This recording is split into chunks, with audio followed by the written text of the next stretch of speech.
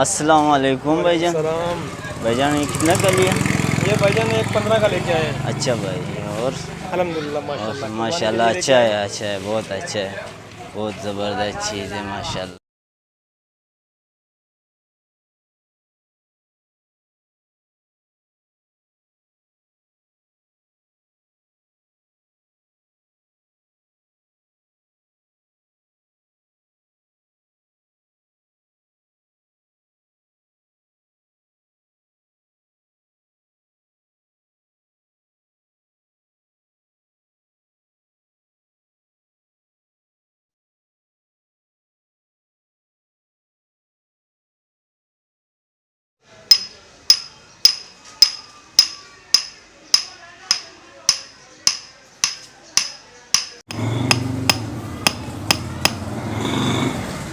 روکو بھائی کدھر جا رہا ہو؟ میں اپنے گھر جا رہا ہوں. یار ہم تمبو لگا رہے ہیں. یار یہ کون سا طریقہ ہے؟ آپ گاڑی ادھر لگا دو، اصل میں جانور آ رہے ہیں تو یہاں پر یہ پورے جانور لگے رہے گے تو تمبو لگے گے، یہ راستہ بند ہو جائے گا نا. تو گھر ہے تو گھر تو جانا ہے. آپ گھر تو جاؤ گے مگر آپ گاڑی ادھر کھڑا کر دو، کوئی مسئلہ تو نہیں ہے، کوئی گاڑی تو نہیں لے جائے گی. تو میرا آگے یار گاڑی کہاں پہ کھڑی ہے؟ چلو آپ وہ دوسرا والا راستہ استعمال کر لو، دوسرا گیٹ کھلا ہوا ہے، آپ اس دوسرے گیٹ میں چلے جانا.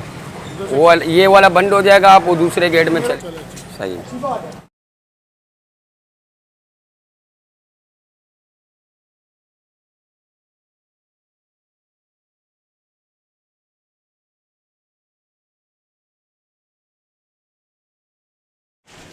السلام علیکم. السلام. بھائی کتنے کا لیے جانور؟ 1.15 کا. ماشاء اللہ جانور تو لے لیے، لیکن آپ کو قربانی کی شرعی احکامات معلوم ہے؟ جی ہاں، کیوں نہیں معلوم، اسی لیے لیا نا. ہاں بھائی جان، شرعی احکامات کا کیوں نہیں معلوم یار. اس میں یہ ہے کہ قربانی کے جانور میں 7 حصے ہوں گے. اس کے علاوہ مزید کسائی آئے گا، وہ ذبح کرے گا جانور کو، تکبیر ہم پڑھ دیں گے. قربانی کے شرعی احکامات تو آپ کو معلوم ہے، مگر دیکھو ابھی اس جانور میں جو نشان آ رہا ہے اس کے بارے میں ہمیں کسی مولانا سے وہ یہ کرنا اصل چاہیے. میں کل جب گاڑی میں لائے نا، اتارتے ہوئے یہ زخمی ہوا تھوڑا سا. ویسے اتنا زیادہ زخم نہیں ہے، لیکن پھر بھی احتیاطاً ہم کسی عالم سے جا کے مسئلہ پوچھ لیتے ہیں اس کے بارے میں. مولانا سے پوچھنا چاہیے ویسے. ٹھیک ہے.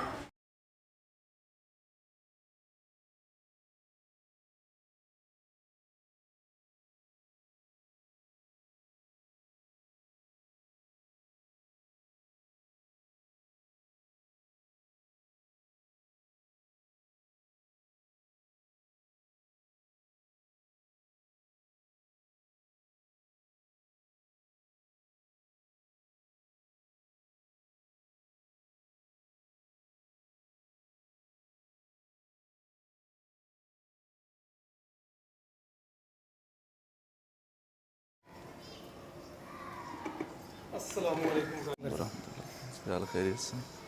وعلیکم السلام. بیٹھیں، تشریف رکھیں. کیا حال ہے؟ سب خیریت سے ہیں؟ الحمدللہ. صاحب آپ کے پاس اصل میں آپ کو تھوڑی سی تکلیف دی ہے. جی. قربانی کے حوالے سے ایک چھوٹا سا مسئلہ تھا، آپ سے پوچھنا چاہتے تھے. کیا مسئلہ تھا؟ جانور ہم لے کے آئے ہیں، ایک گاڑی سے اتارتے ہوئے نا تھوڑا زخمی ہو گیا. اچھا. تو اس حوالے سے معلومات لینا چاہتے تھے کہ اس میں کوئی فرق ہے یا نہیں ہے. کہاں پہ لگی ہے زخم؟ سر اس کے پیٹ کے پاس نا اتارتے ہوئے ہلکے سا چمڑے پہ نشان آیا ہے. خون آ گیا تھا؟ خون تو آیا تھا. اچھا. گوشت نظر تو نہیں آ رہا اس کا؟ گوشت نہیں نظر آ رہا. دیکھیں، اگر زخم اتنا زیادہ ہے کہ وہ جانور کے اندر عیب شمار ہوگا، اس کے قیمت کو کم کر دے، تو ایسا زخم پھر اس کے بعد قربانی نہیں ہوگی اس جانور کی. لیکن اگر وہ چھوٹی سی خراش ہے، اس سے صرف خون آیا ہے، گوشت نظر نہیں آ رہا، پیٹ نہیں پھٹ گیا، زیادہ مسئلہ نہیں ہے، زیادہ بڑا زخم بھی نہیں ہے، تو اس صورت میں قربانی آپ کی ہو جائے گی.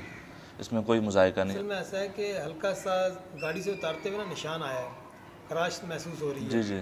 تو کسی بھائی نے مشورہ دیا کہ آپ کسی عالم سے مشورہ کر لیں، اس وجہ سے آپ کے پاس آئیں کہ ذرا معلومات.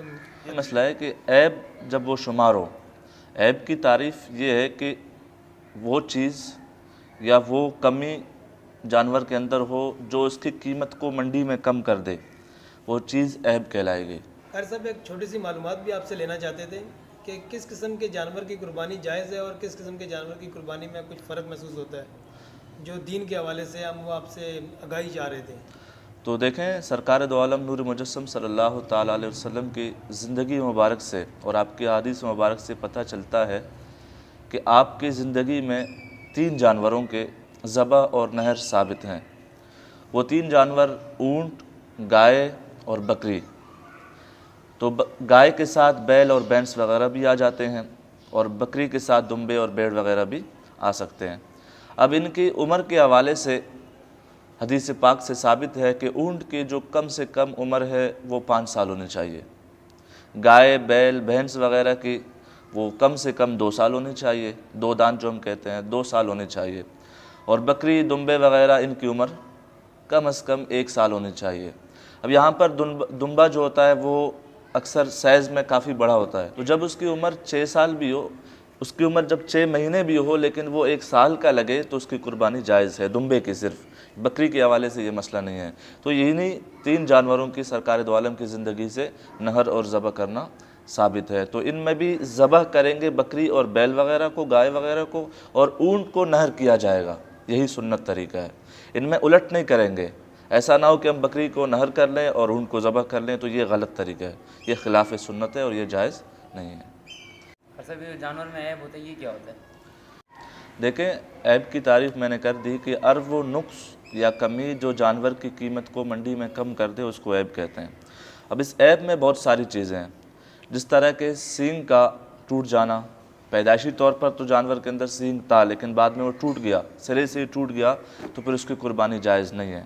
ہاں اگر وہ 1/3 سے کم ٹوٹا ہے تو پھر اس کی قربانی جائز ہو جائے گی۔ اسی طرح کان، اگر پیدائش کے بعد اس کے کان بہت چھوٹے تھے تو پھر ٹھیک ہے، کوئی مسئلہ نہیں، لیکن اگر بڑے کان تھے اور ان کو کاٹ دیا گیا یا کٹ گئے، 3/3 سے زیادہ کٹے ہیں، تو پھر اس جانور کی قربانی جائز نہیں ہوگی۔ اسی طرح اگر جانور کاڑا ہو تو اس کی قربانی جائز نہیں ہوگی، یہ بھی عیب ہے اس کے اندر۔ بہرا ہو، یہ اس کی بھی قربانی جائز نہیں ہے، یہ عیب ہے اس کے اندر۔ اسی طرح اتنا لنگڑا ہو وہ چل نہ سکے، قربان گاہ تک نہ جا سکے، تو یہ بھی عیب شمار ہوگا۔ لیکن اگر اتنا زیادہ موٹا ہے کہ وہ اٹھ نہیں سکتا تو یہ اس کے اندر عیب شمار نہیں ہوگا۔ قاری صاحب ایک چھوٹا سا اور بھی مسئلہ ہے کہ اگر گائے ہم لے آتے ہیں خرید کے قربانی کی نیت سے، تو اس کے پیٹ میں بچہ ہو اور وہ بچہ آ کے محسوس ہوتا ہے کہ بچہ ہے اس کے پیٹ میں، تو اس کے لیے کیا حکم ہے شرعی طور پہ؟ دیکھیں، جانور کے اگر پیٹ سے بچہ نکل جائے، چاہے بکری ہو یا پھر گائے ہو، جو بھی ہو، تو اس کا حکم یہ ہے کہ اگر آپ کے پاس پہلے سے کوئی اور جانور ہے، آپ کو معلوم بھی ہے، تو پھر آپ اس کی قربانی نہ کریں۔ لیکن اگر آپ غریب ہیں، آپ وہی قربانی کی نیت سے خرید کر لائیں تو اسی کی قربانی کریں گے، تو کسی اور کی قربانی نہیں کریں گے، اسی کی قربانی کریں گے۔ ہاں اگر اس کے پیٹ سے بچہ نکلے اور وہ زندہ ہو، اس کے اندر روح بھی ہو، تو پھر اس کو بھی اس کے ساتھ ذبح کر دیں گے۔ کہ سرکار دو عالم سے حدیث پاک ہے کہ ایک صحابی نے سوال کیا، حضور ایسی سوال کیا سرکار دو عالم سے کہ اگر جانور کے پیٹ سے بچہ نکل جائے تو پھر کیا کریں گے؟ تو سرکار دو عالم نے فرمایا کہ اس کو اس کے ماں کا جیسا کرنا ہے، جس طرح کہ اس کے ماں کے ساتھ کیا گیا اسی طرح اس کے بچے کے ساتھ بھی کرنا ہے، مطلب اس کو بھی ذبح کر دیں گے۔ اگر نہ ذبح کریں گے، ذبح نہ کریں گے اور اس کو بڑا ہونے دیں گے تو بعد میں بھی اس کی قیمت کو اسی کو کاٹ کے صدقہ کر دیں گے، اس کے گوشت کو صدقہ کر لیں گے، اس کو کھائیں گے نہیں۔ یہی اس کا حکم ہے شرعی طور پر کہ اگر نکل جائے تو پھر اس کو بعد میں بہتر یہ ہے کہ اسی ٹائم اس کو ذبح کر لیں، اگر نہ کر سکیں تو پھر بعد میں اس کو صدقہ کر لیں گے ہم کاٹ کے۔ صاحب گوشت کے کتنے حصے ہوتے ہیں؟ دیکھیں، گوشت کی تقسیم کے حوالے سے سرکار دو عالم نور مجسم صلی اللہ تعالی علیہ وسلم سے صحابہ کرام نے پوچھا کہ سرکار دو عالم، پچھلے سال آپ نے ہمیں گوشت رکھنے سے، جمع کرنے سے فرمایا تھا کہ 3 دن کے بعد تمہارے گھروں میں گوشت نہ ہو، تو کیا اس سال بھی ہم اسی طرح کریں گے، گوشت کو جمع نہیں کریں گے؟ تو سرکار دو عالم نور مجسم صلی اللہ تعالی علیہ وسلم نے ارشاد فرمایا، نہیں، بلکہ پچھلے سال لوگ غریب تھے، نئے نئے ہجرت کر کے آئے تھے، لہٰذا ان کے لیے یہی حکم تھا، لیکن اس سال تم اپنے قربانی کا گوشت جمع کر سکتے ہو، اپنے پاس رکھ سکتے ہو۔ لیکن سنت طریقہ یہی ہے کہ قربانی کے گوشت کو 3 حصے کریں گے، ایک حصہ اپنے رشتہ داروں کے لیے، ایک حصہ غریب غرباء کے لیے، باہر بانٹیں گے غریب غرباء میں اپنے رشتہ داروں کے علاوہ، اور ایک حصہ اپنے رشتہ داروں کے لیے، اور آخر میں جا کے ایک حصہ اپنے گھر کے لیے رکھیں گے۔ تو یہ صورت چاہے ایک بکری آپ کا کیوں نہ ہو یا پھر آپ نے گائے میں حصہ ہی ڈالا ہو، دونوں صورتوں میں یہی کریں گے، کیونکہ گائے کے اندر 7 حصے کیے جاتے ہیں اور ہمارے لوگ سمجھتے ہیں کہ یہ حصے ہو گئے، تو ایسا نہیں ہے، بلکہ ہر شخص اپنے حصے کے پھر 3 حصے کرے گا، یہی سنت طریقہ ہے۔ لیکن ہاں اگر وہ پورا گوشت اپنے گھر میں رکھ لے تو اس میں گناہ نہیں ہے، رکھ سکتا ہے، لیکن بہتر یہی ہے کہ وہ اپنے لوگوں کا بھی خیال کرے، غریب لوگوں کا بھی خیال کرے. وہ انتظار کر رہے ہوتے ہیں اس عید کا اور ان کو بہت ساری ضروریات ہوتی ہیں. تو ہر شخص کو چاہیے کہ اس دوران خاص طور پر عید کے دنوں میں تمام غریب غربا لوگوں کی مدد کرے، اور خصوصاً اپنے رشتہ داروں کی. اگر وہ غریب ہے تو سب سے پہلے ان کو دیکھے، اگر انہوں نے قربانی نہیں کی تو ان تک ضروری گوشت پہنچا دے. تو یہ ہم سب پر لازم ہے کہ ہم دونوں کی دوسروں کی خیال رکھیں. ہر صاحب ایک مسئلہ آپ سے اور بھی پوچھنا ہے کہ گھر کے جتنے بھی افراد ہیں، مثلا اس میں بچے بھی ہیں بڑے بھی ہیں، تو بچوں پہ بھی یہ قربانی لازم ہے یا کہ خالی بالغ ہی کریں گے؟ دیکھیں، قربانی ہر شخص پر واجب ہے، چاہے وہ گھر کے چھوٹے بچے ہوں. چھوٹے بچوں سے مراد جب وہ بلوغت کو پہنچ جائیں تو پھر ان پر قربانی کرنا واجب ہے، اس صورت میں جب ان کے پاس وہ صاحب نصاب ہو، جب ان کے پاس اتنا رقم موجود ہو.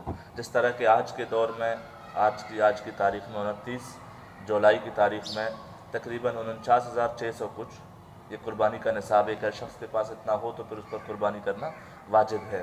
تو اگر بچے بھی اتنے پیسوں کے مالک ہیں، ان کے پاس اتنا نصاب ہے، تو پھر ان پر قربانی کرنا واجب ہے. نہیں تو پھر گھر کے بڑے جن پر قربانی واجب ہے وہ قربانی کریں گے. لیکن ایسا کرنا کہ دوسروں پر بھی واجب ہے اور سب صرف بڑے پر ڈال رہے ہیں اور اسی کو کہہ رہے ہیں کہ تم قربانی کر لو، اگلے سال ہماری طرف سے کرنا، تو یہ غلط ہے. دیکھیں، ایک غلطی ہم یہ کرتے ہیں کہ ہم جیسا کہ میں گھر کا بڑا ہوں اور میں صاحب نصاب ہوں، مجھ پر قربانی واجب ہے، میری بیوی پر ابھی واجب نہیں ہے، میں یہ کہوں گا کہ میں اس سال اپنے بیوی کی طرف سے کر لوں، اس پر واجب بھی نہیں ہے. میں یہ کہوں گا کہ اس بار اس کی طرف سے کر لوں، اگلے سال اپنی طرف سے کروں گا، تو یہ غلط ہے. آپ اس طرح کریں گے تو آپ گناہ گار ہوں گے، کیونکہ آپ پر قربانی کرنا واجب ہے، ان پر ابھی واجب نہیں ہے. لہٰذا آپ پر جب واجب ہو قربانی کرنا تو آپ اپنی طرف سے کریں گے. اگر ان پر بھی واجب ہو، آپ ان کی طرف سے کرنا چاہیں تو پھر ٹھیک ہے، آپ ان کی طرف سے کر سکتے ہیں. لیکن اپنے آپ کو چھوڑ کر دوسروں کی طرف سے کرنا یہ جائز طریقہ نہیں ہے، یہ آپ گناہ گار بھی ہوں گے. اس کے علاوہ قاری صاحب، فیملی ممبر میں سے اگر کوئی افراد فوت ہو چکا ہے، یعنی اس دنیا میں اب نہیں ہے، تو ہم اس کے نام کی قربانی کر سکتے ہیں، اور اس کا کیا طریقہ کار ہے؟ فوت شدہ افراد کی طرف سے ہم قربانی کر سکتے ہیں، یہ نفلی قربانی شمار ہوگی. لیکن ہمارے لوگوں میں مشہور ہے کہ سب سے پہلے قربانی اپنے والدین کی طرف سے کرنی چاہیے، اگر وہ فوت بھی ہو گئے ہیں تب بھی. تو یہ صورت جائز نہیں ہے. وہ سرکار دو عالم کی زندگی کا یہ دلیل دیتے ہیں، کہتے ہیں کہ سرکار دو عالم نے سب سے پہلے قربانی اپنے والدین کی طرف سے کی تھی. تو یہ بات غلط ہے. سرکار دو عالم نے کی تھی، یہ آپ کی خصوصیت میں سے ہے، آپ نے اپنی طرف سے بھی قربانی کی تھی. تو لہٰذا ہم دوسروں کی طرف سے اپنے فوت شدہ افراد کی طرف سے قربانی کر سکتے ہیں، لیکن سب سے پہلے اپنی قربانی کریں گے اگر ہم پر واجب ہے. اپنی قربانی کرنے کے بعد ان کی طرف سے اور حضور علیہ السلام کی طرف سے اور تمام امت کی طرف سے بھی ہم قربانی کر سکتے ہیں. اگر ہم صاحب استطاعت ہوں تو ہم ان کی طرف سے قربانی کر سکتے ہیں. یہ نفلی قربانی ہوگی فوت شدہ افراد کی طرف سے. اچھا شہزاد بھائی، اگر اس کے علاوہ آپ کے پاس کوئی سوال ہو، آپ کو کوئی سوال درپیش ہو، کوئی مسئلہ پوچھنا ہو، تو آپ کبھی بھی آ کے ہم سے پوچھ سکتے ہیں. بہت مہربانی قاری صاحب، آپ نے اپنا قیمتی وقت دیا. میں دین کے حوالے سے ہمارے کو بھی علم کی معلومات ہوئی. نہیں، یہ لازم سی بات ہے، پوچھنی چاہیے. ہر شخص کو اس کے دل میں کوئی بھی سوال ہو، کوئی بھی مسئلہ درپیش ہو، وہ آ کر پوچھ سکتا ہے. بہت اللہ مہربانی آپ کو کرتا. جزائے خیر دے. ٹھیک، بہت شکریہ. السلام علیکم ورحمۃ اللہ.